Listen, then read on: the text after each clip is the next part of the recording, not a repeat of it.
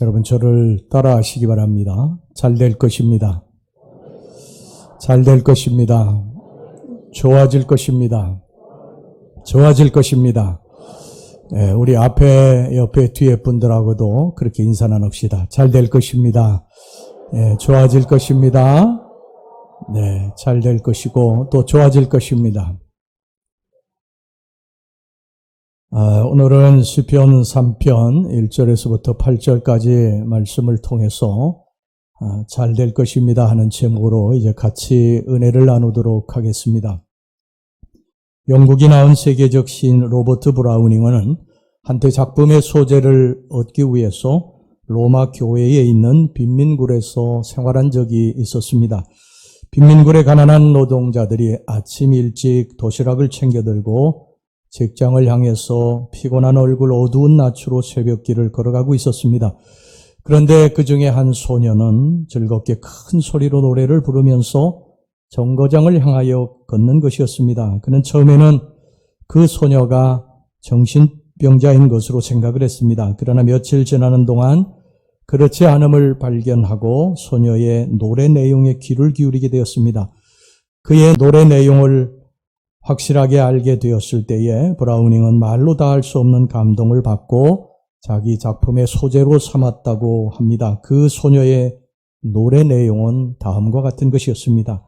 한 해는 봄으로부터 시작한다. 하루는 아침으로부터 시작한다. 아침은 7시로부터 시작한다. 언덕의 이슬은 진주처럼 빛나고 하나님은 분명히 저 하늘에 계시니 이 세상 일은 오늘도 잘 되어 나갈 것이다.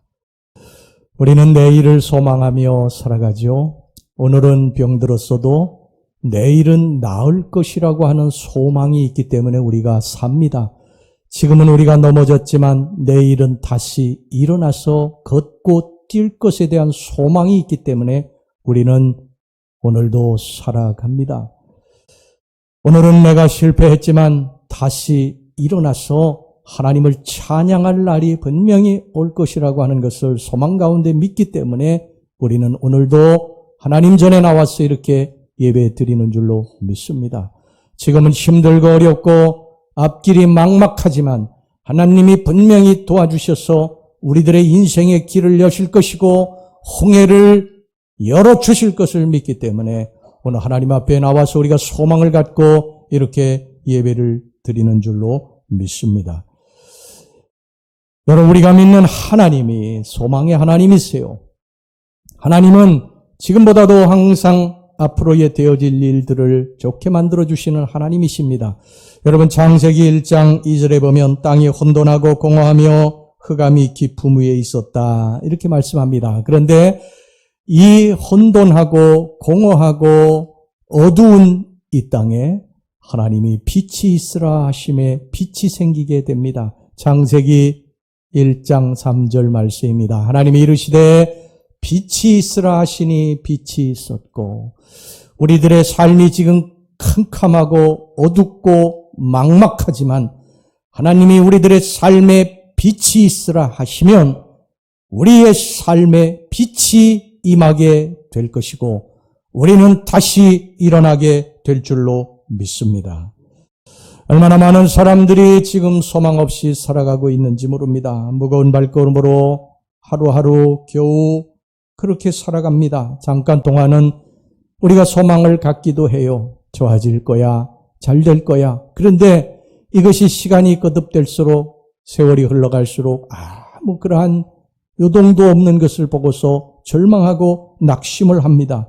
물론 절망적인 상황이 계속되면 그 가운데서 계속 소망을 갖는 것은 힘이 듭니다. 오랫동안 병마와 싸우다 보면요, 그 속에서 너무나 지쳐버리기 때문에 내가 나을 것이라고 하는 소망이 어느 순간에 사라지게 되는 것을 보게 됩니다. 우리가 실패해서 재기하려고 하는데도 이것이 잘 안 될 때에 우리가 속에서 왜 안 될까? 왜 이렇게 힘이 들까? 왜 이렇게 앞길이 계속 막힐까? 그러면서 우리가 절망 가운데 빠질 수도 있어요. 이해가 됩니다. 우리의 삶에 이것을 경험해 보지 않으면은 이것에 대해서 뭐라고 이야기할 수가 없어요. 삶은 힘들고 어려운 것입니다. 절망적인 상황에 처하지 않고서는 아무도 그 이야기에 대해서, 그 사람에 대해서 이렇다 저렇다 이야기할 수 없어요. 그런데 여러분, 우리는 하나님을 믿는 사람들 아닙니까? 우리는 전능하신 하나님을 믿는 사람들 아닙니까? 어둠 속에, 이 공허함 속에, 혼돈 속에 빛을 주시는 하나님을 믿는 사람들 아닙니까? 그 하나님 때문에 우리는 다시 일어서야 됩니다. 우리가 하나님을 붙들고 다시 일어서면 하나님이 다시 길을 여신다는 것을 여러분 기억하시기를 바랍니다. 여러분, 믿음이 뭡니까? 히브리서 11장 1절에 뭐라고 말씀합니까? 믿음은 바라는 것들의 실상이요 보이지 않는 것들의 증거니. 우리가 바라는 것이 있습니다. 원하는 것이 있습니다. 그런데 믿음이라고 하는 것은 뭐냐? 이것은 지금 내 눈에 보이는 것이 이루어지지는 않았지만, 병이 낫지는 않았지만 나은 것처럼 믿으라는 거예요. 이것이, 이 믿음이 역사를 이루는 줄로 믿습니다.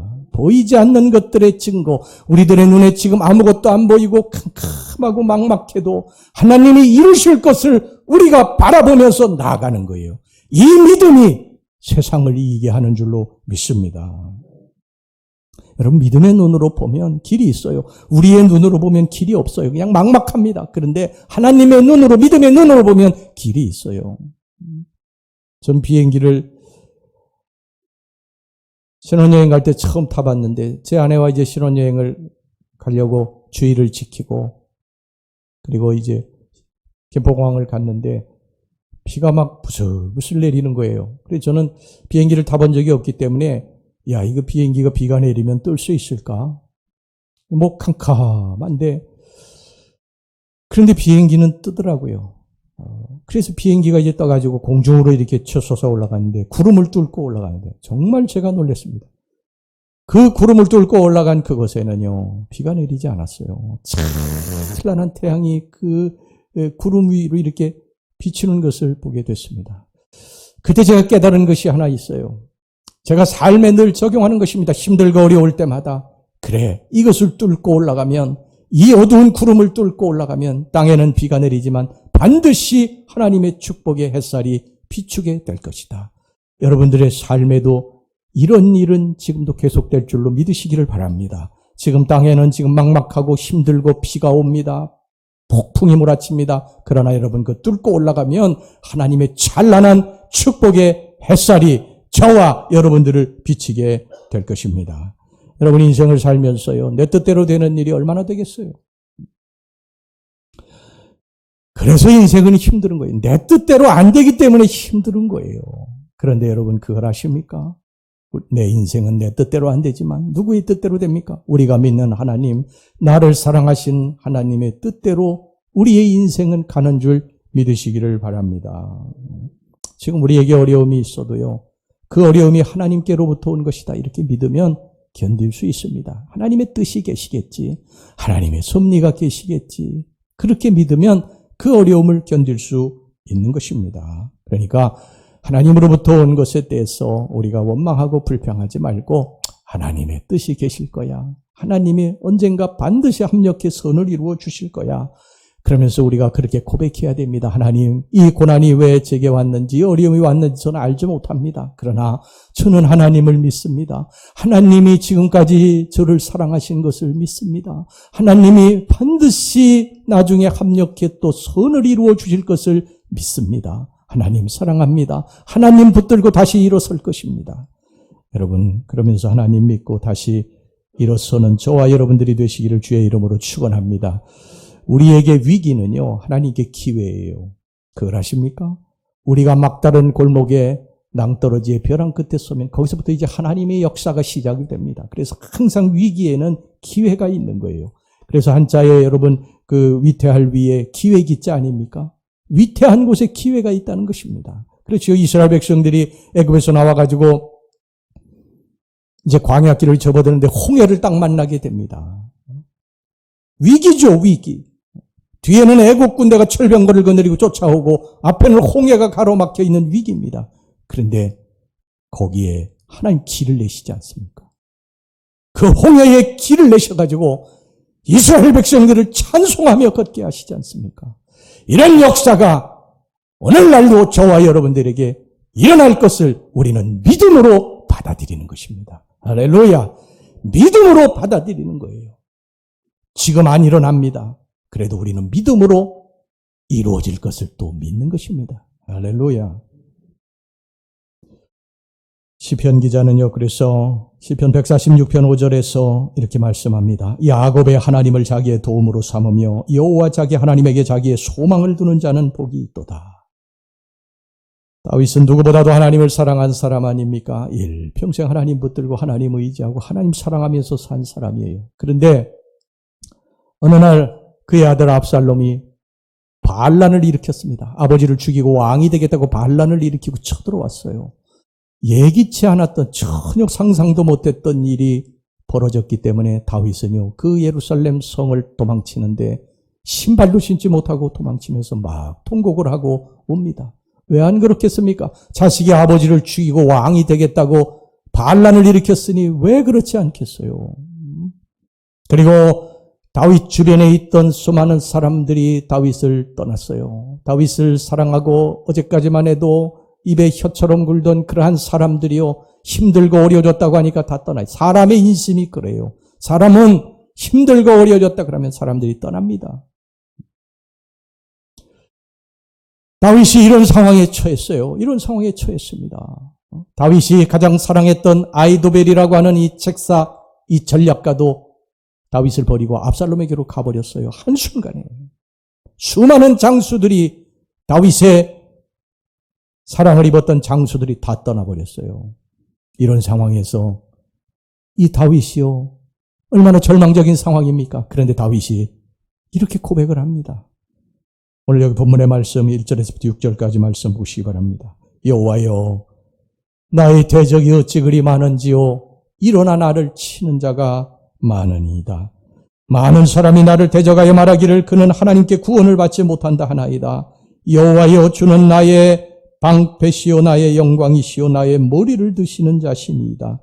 내가 나의 목소리로 여호와께 부르짖으니 그의 성산에서 응답하시는도다.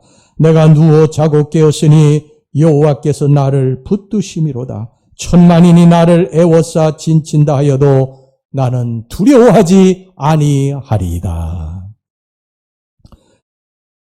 모든 사람들이 다윗 끝났다고 그랬어요. 이제 다윗의 시대는 저물었다. 그리고 사람들이 다 다윗을 비난하고 욕하고 떠나버렸어요. 그러나 다윗은 절망하고 좌절하지 않습니다.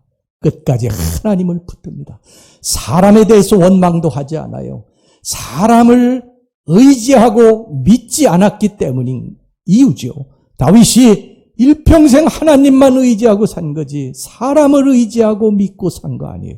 사람들은 다 떠났어요. 그래도 다윗은 하나님을 붙듭니다. 하나님을 붙들고 하나님이 다시 회복시킬 것을 믿고 기도합니다. 오늘 여기 본문의 7절, 8절 말씀을 우리 다 같이 한번 읽어보겠습니다. 시작. 여호와여 일어나소서. 나의 하나님이여 나를 구원하소서. 주께서 나의 모든 원수의 뺨을 치시며 악인의 일을 꺾으셨나이다. 구원은 여호와께 있사오니 주의 복을 주의 백성에게 내리소서. 할렐루야. 여러분, 내 마음속에 안 된다고 하는 생각을 여러분 첫 번째 몰아내셔야 됩니다. 힘들다, 끝났다. 여러분, 이것은 마귀의 소리입니다. 마귀는 항상 우리들이 힘들고 어려우면요, 너 끝났어. 이제 너는 다시는 재기할 수 없어. 일어날 수 없어. 너는 그냥 그렇게 살다 죽어. 이렇게 마귀는 항상 우리들에게 속삭입니다. 여러분, 이 마귀의 이 소리에 귀 기울이고 절망하고 좌절하지 마시기를 주의 이름으로 축원합니다. 이 중세기의 기독교 민화 중에요, 이런 이야기가 있어요. 사탄이 부하들에게 인간을 공격하는 각종 무기에 대해서 강의를 하고 있었습니다. 그래서 사탄은 뭐 황금이라든지 뭐 술이라든지 돈이라든지 미녀라든지 이런 사탄의 애용 도구를 이렇게 보여주다가 도끼 한 자루를 내보였습니다. 그 도끼를 본 사탄의 부하가 이렇게 사탄에게 물었어요. 아니, 이 도끼 자루 한 자루 가지고 어떻게 그 똑똑한 인간들을 때려잡을 수 있겠습니까? 그러니까 이 사탄이 자랑스럽게 이렇게 말을 하더라는 것입니다. 이것이 가장 효과를 본 내 애용무기다. 이 도끼는 인간의 마음속에 있는 소망의 싹을 잘라버리는 도구야. 안 된다고, 끝났다고 사탄은 계속 우리들에게 이 도끼질을 합니다.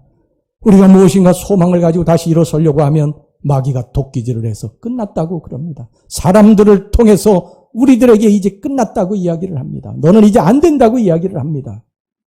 그런데 여러분, 우리는 하나님 때문에 일어서게 되는 줄 믿으시기 바랍니다.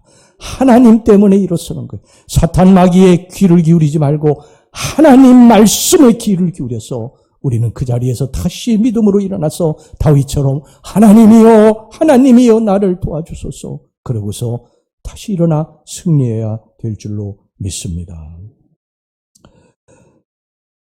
여러분, 요한복음 16장 33절 말씀 보세요. 이것을 너희에게 이르는 것은 너희로 내 안에서 평안을 누리게 하려 함이라. 세상에서는 너희가 환난을 당하나 담대하라, 내가 세상을 이겨노라. 그렇습니다. 여러분, 세상에는 환난이 많습니다. 가끔 성도들이 제게 그런 말을 합니다. 목사님, 저 예수 안 믿었으면 벌써 죽었을 거예요. 얼마나 힘들었으면 그런 말씀을 하실까. 마음이 아픕니다. 삶이 그만큼 힘들고 어려운 거예요. 때로 목숨을 끊어버리고 싶을 만큼 그런 절망적인 상황이 우리 인생에 일어나게 된다는 거예요. 다 원치는 않는데 일어나게 됩니다. 그만큼 세상은 어렵고 힘들어요. 그런데 우리 주님이 그렇게 말씀하셨어요. 너희가 세상에서는 환난을 당하나. 환난이 없다고 말씀하지 않으셨어요. 환난을 당할 수도 있다, 내 아들아, 내 딸아. 그러나 이것을 알아라. 내가 세상을 이기었노라. 우리는 세상을 이긴 주님 붙들고 다시 일어서서 힘찬 행진을 해야 될 줄로 믿습니다. 여러분, 모든 걸 다 포기하고 싶은 지금 상황에 처해 있는 분들도 계시고요. 인생의 어두운 터널을 지나고 계신 분들 계실 거예요. 인생이 막막하고 이 문제를 어떻게 해결해야 될지 주저앉아서 울고만 싶은 그런 분들도 있을 것입니다. 패배감, 열등감 때문에 마음이 어둡고 응답이 없어서 마음이 답답한 분도 계실 거예요. 인생이 너무 불공평하고 앞에 소망이 보이지 않아서 모든 걸 포기하고 싶은 분도 계실 것입니다. 안 됩니다. 다시 일어서야 됩니다. 세상을 이기신 우리 주님 붙들고 다시 일어서야 됩니다. 우리 하나님께 소망을 두고서 다시 일어설 때 하나님은 우리의 삶에 새로운 일을 시작하실 줄로 믿습니다. 이사야 43장 19절 말씀 보세요. 보라, 내가 새 일을 행하리니 이제 나타낼 것이라. 너희가 그것을 알지 못하겠느냐? 반드시 내가 광야의 길을 사막에 강을 내리니. 우리 앞에 광야가 있어요. 먹을 것, 입을 것, 마실 것 다 떨어졌어요. 태적자들이 달려듭니다. 그래도 하나님을 붙들고 우리가 의지하면 하나님이 그 광야에 길을 내실 걸 믿으시기 바랍니다. 사막입니다. 아무것도 없습니다.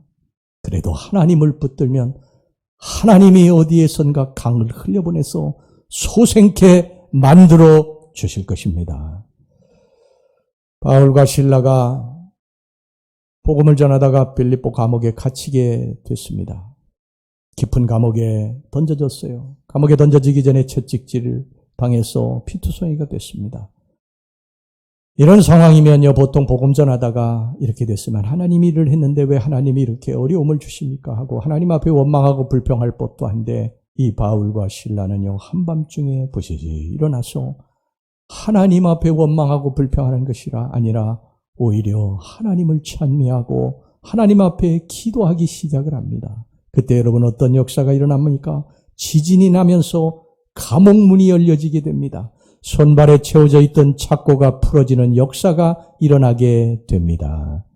여러분, 삶의 이런 역사는요, 불평과 원망 가운데 일어나는 것이 아니라 하나님 앞에 감사하고 기도하는 가운데 이런 역사가 일어난다는 것을 여러분 믿으시기를 바랍니다. 우리가 힘들고 어려운 상황이지만 포기하지 않고 하나님을 끝까지 붙들고 기도하고 감사하고 나아가면 하나님이 우리들의 인생의 감옥문을 여시고 우리들을 얽어매는 모든 착고로부터 우리들을 풀어서 해방시켜 주시고 다시 회복시켜 주실 줄 믿으시기를 바랍니다. 여러분, 요셉을 보세요. 요셉은 형들에게 노예로 팔려갔어요. 애굽에 팔려갔습니다. 그래도 불평하지 아니하고 열심히 일해가지고 이 보디발의 집의 모든 재반 일들을 맡아서 하는 그런 집사가 됐어요. 인정받은 것이죠. 그런데 이 보디발의 아내의 모함을 받고 또 감옥에 들어가게 됩니다. 그래도 요셉은 원망하지 않습니다. 노예로 팔려갔어도 원망하지 아니하고 감옥에 들어갔어도 하나님은 원망하지 아니했어요. 감옥에서도 최선을 다해서 일해서 사람들의 인정을 받게 됩니다. 때가 되니까 어떻게 합니까? 하나님이 이 요셉을 높여서 애굽의 총리로 만드시지 않습니까? 이게 하나님이 하시는 일인 줄로 믿습니다. 우리가 하나님을 붙들면 하나님이 우리들의 인생에 새로운 길을 여신다는 것입니다. 하나님이 보라 내가 새 일을 행하리니 이제 나타낼 것이라 그랬습니다. 앞길이 안 보여. 캄캄해. 이젠 더 이상은 견딜 수 없어. 그래서 포기하고 싶습니까? 안 됩니다.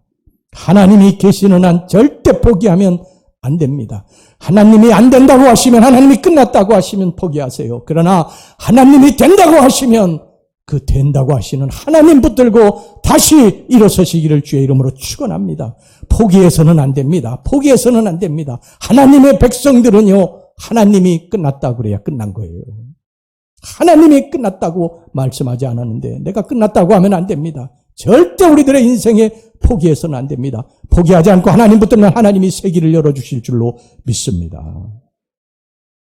유명한 작곡가이며 이 피아니스트인 이그나시 젠 파데레프스키라고 하는 사람이 있어요. 이 사람이 미국에서 이제 공연을 할 때 일인데, 검은 턱시도 양복, 또 긴 예복, 화려한 드레스를 입은 수많은 사람들이 그 음악회에 이제 참석을 했어요. 거기에 9살 난 아이를 데리고 온 한 어머니가 있었습니다. 이 피아노 연주가 이제 일단 끝나고 이제 막간의 시간이 있었던 일입니다.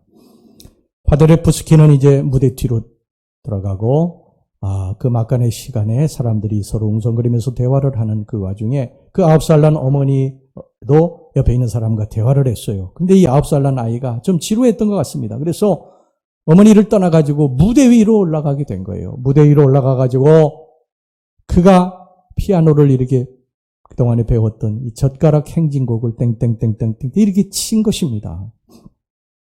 그러니까 사람들이 막 대화하다가 깜짝 놀란 거예요. 무대를 보니까 웬 꼬마가 피아노를 이렇게 치고 있는 거예요. 젓가락 행진곡. 그러니까 막 사람들이 저 애가 도대체 누구냐? 누가 데려왔느냐? 저렇게 올라가게 해서 피아노를 치게 해서는 어떻게 되느냐? 빨리 끌어내리라고 막 소리를 지르기 시작을 했어요. 그래서 막 무대에서 그 소리를, 웅성웅성거리는 소리를 듣고 있더니 파데레프스키가 이렇게 쳐다보니까 무슨 일이 나는지 이제 파악을 하게 된 것입니다. 어린아이가 이 피아노를 치고 있는 거예요.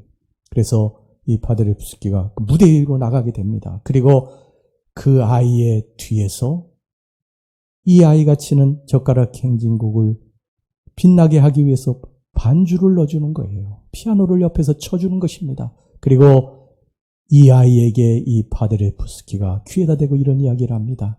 얘야, 계속해. 계속 연주해. 포기하지 마. 내가 도와줄 거야. 계속 연주해. 절대 포기하지 말거라. 사랑하는 우리 성도 여러분, 우리는 실수도 하고 실패도 해요. 우리가 부족해서 그래요. 그런데 주님이 우리들에게 계속 이렇게 말씀하십니다. 아들아, 딸아, 포기하지 마. 내가 널 도와줄 거야. 너의 인생의 건반을 내가 눌러줄 거야. 너를 다시 붙잡을 거야. 사랑하는 우리 성도 여러분, 주님이 도와주실 걸 믿으시기 바랍니다. 주님이 도와주실 것입니다. 주님이 우리를 붙잡아서 다시 일으켜 세우실 것입니다. 사람들은 비웃고 조롱하고 끌어내리라고 하고 끝났다고 하고 그렇게 이야기하지만 주님은 아니라고 그랬어요. 도와주십니다. 계속해. 계속해. 포기하지 마. 내가 널 도와줄 거야. 어려울수록 더 큰 하나님의 능력을 사모하고 더 큰 하나님의 축복을 사모하시기를 바랍니다. 하나님은 우리에게 얼마나 멋지고 대단한 일을 하시려고 하는지 우리가 상상하는 것 이상입니다. 한쪽 길을 막으시는 데는 그 이유가 있습니다. 그것은 다른 한쪽에 우리가 상상하지도 못했던 그러한 크고 놀라운 일을 행하시기 위해서예요. 여러분, 요셉의 한쪽 길을 하나님 막으셨어요. 아버지 집에서 그냥 편안하게 사는 그 길을 막으셨어요. 애굽의 노예로 팔려가고 감옥에 들어가게 하고. 그런데 하나님이 또 다른 한쪽 길을 여셨어요. 한쪽 길을 막으시지 않으셨다면 요셉은 틀림없이 그냥 시골에서 목동으로 일생을 살았을 것입니다. 그런데 하나님이 한쪽 길을 막으시고 또 다른 한쪽 길, 위대한 길을, 새로운 길을 여셔서 요셉을 애굽의 총리로 세우시고 그 수많은 사람들의 생명을 살리는 큰 일을 감당하게 해 주셨는 줄로 믿습니다. 우리는 하나님 믿습니다. 하나님이 잘되게 해 주실 것을 믿습니다. 점점 더 좋아질 것을 믿습니다. 지금은 병들었지만 분명히 나을 것을 믿습니다. 지금 어둡고 캄캄하지만 앞길이 막막하지만 하나님이 거기에 분명히 길을 여실 것을 믿습니다. 코리 텐붐이 유명한 이런 말을 했습니다. 저와 여러분들이 마음속에 새기고 명심하고 또 기억해야 될 말씀입니다. 잘 들어보시기 바랍니다. 기차를 타고 터널로 들어갔습니다. 그렇다고 거기서 뛰어내리시겠습니까? 기관사를 믿고 기다리십시오. 그러면 반드시 터널이 끝나고 밝은 세상으로 나오게 될 것입니다. 터널은 끝이 있습니다. 우리 믿는 사람들에게 어두움은 동굴이 아니라 터널입니다. 지금은 캄캄하지만 반드시 더 좋은 일이 우리들에게 나타나게 될 줄로 믿습니다. 하나님이 살아계시기 때문에 우리는 잘 될 줄로 믿습니다.